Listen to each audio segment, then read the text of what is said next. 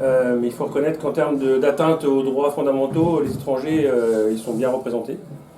Donc voilà, les circonstances font que j'accompagne plus d'étrangers que de Français, mais c'est ouvert normalement à toutes les personnes qui subissent des atteintes à leurs droits. Et donc pour une réflexion collective, qui soit constructive et qui sorte un peu de l'idéologie pure, il faut qu'on essaie de se baser sur des faits à peu près concrets. Donc c'est ce que je vais essayer de faire. Alors déjà, je vous précise que j'avais pris plein de notes et que j'ai tout oublié. Voilà, il n'y a pas de migrants, il n'y a pas de demandeurs d'asile, etc. Avant tout, c'est des hommes, des femmes et des enfants. Ça, c'est vraiment quelque chose qu'il ne faut pas oublier.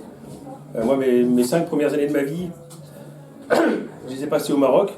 Donc est-ce que j'étais un migrant ou est-ce que j'étais un enfant? A priori, j'étais avant tout un enfant. Pour que ce soit un peu plus rigolo, on va essayer de les humaniser. Il vient d'Afrique, donc il n'a pas des cheveux très raides. On va l'appeler Adama. Donc Adama, il vient d'Afrique subsaharienne. Il est venu en France parce que son père faisait de la politique, a été tué. Lui venait participer aux manifestations, etc. Donc il s'est senti menacé. Donc il arrive à prouver qu'en cas de retour dans son pays, il risque d'être persécuté pour des raisons de nationalité, de race, de politique, religion, classe sociale, etc. Si jamais il dépose une demande d'asile, donc on va prendre l'option A, il dépose une demande d'asile, il a en théorie droit à un logement. Mais sachant que le parc d'hébergement pour les demandeurs d'asile en France, il est de 110 000 personnes, 210 000 places, et il n'y a que la moitié des demandeurs d'asile qui sont hébergés. Donc, concrètement, il a une chance sur deux d'être hébergé. Le droit au travail, donc logement, c'est 50% de chance. Droit au travail, non, sauf si au bout de 6 mois, il est encore en procédure. La santé, il a un délai de 3 mois de carence.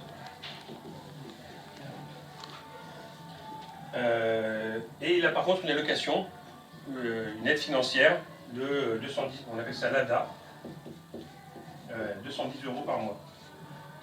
Si jamais il est hébergé, s'il n'est pas hébergé, il a 420 € par mois. Bon, je pense qu'il n'y a pas beaucoup de personnes qui arrivent à se nourrir et à se loger avec 420 € par mois, évidemment. Bon, en tout cas, s'il est demandeur d'asile, il a droit à ça pendant sa procédure, qui va durer quelques mois.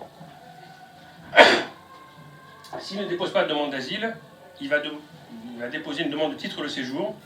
Là, il faut rentrer dans une case. Là, les cases, elles ne sont pas nombreuses. C'est soit s'il est salarié, s'il a trouvé du travail, et là, on va parler de ce sujet-là après. Soit il est conjoint de français ou parent d'enfants français, ou il est malade, et il peut prouver que dans son pays, les soins vitaux dont il a besoin ne sont pas possibles à avoir. Donc il y a quelques cases dans lesquelles il peut rentrer, mais cette procédure-là dure un petit peu de temps. Il faut d'abord contacter la préfecture, monter un dossier, attendre la réponse, etc. Et pendant toute cette procédure-là, donc là c'est 6, dans le titre de séjour, pendant toute cette durée-là, il a droit à rien. C'est assez simple, c'est 0. Donc ça, voilà, c'est pour, comment je l'appelle, Adama. Il est majeur, Adama, il est majeur, oui. Je ne vais pas rentrer dans les détails de ce qui est mineur. Et au bout de 6 mois, qu'est-ce qu'il devient? Au bout de 6 mois, il devient quoi, Adama? Au bout de 6 mois, s'il a fait une demande d'asile, il peut en théorie travailler. Alors, c'est la théorie. Après, il faut trouver un employeur qui accepte de l'employer, il faut monter le dossier à la préfecture, etc. Mais ça reste possible. Et donc, si jamais il obtient, au bout de longtemps, s'il obtient le statut de réfugié, dans ce cas-là, il rentre dans le droit commun. Donc là, il devient un citoyen, pas français, mais en tout cas, il devient un citoyen qui a droit au même... Et s'il l'obtient pas? Même chose que... Et s'il ne l'obtient pas, il est débouté du droit d'asile, il peut faire un recours, qu'il gagne ou pas. Pendant toute la durée du recours, il continue de bénéficier des aides, c'est plutôt avantageux. Et s'il est débouté, là, il a ce qu'on appelle une OQTF, obligation de quitter le territoire français, pour lesquels il peut faire un recours, mais il y a très peu de chances de gagner, etc. Enfin bref, voilà, ce sont des parcours de vie qui sont très compliqués. Alors, je ne vais pas rentrer dans le détail, mais juste là, par exemple, Adama, que j'ai accompagné, il est passé par l'Italie, comme beaucoup, parce qu'après la Libye, il est passé par l'Italie, où ses empreintes ont été prises, et donc il arrive en France, il dépose une demande d'asile, et là il y a un règlement européen qui s'appelle le règlement Dublin, qui dit qu'on ne peut déposer la demande d'asile que dans le premier pays par lequel on est entré en Europe. Ce qui est une aberration totale, mais c'est un règlement européen. Et j'ai oublié de préciser là pour la comparaison, donc là, quel que soit le titre de séjour une fois arrivé en France, donc il a fallu qu'il vienne en France.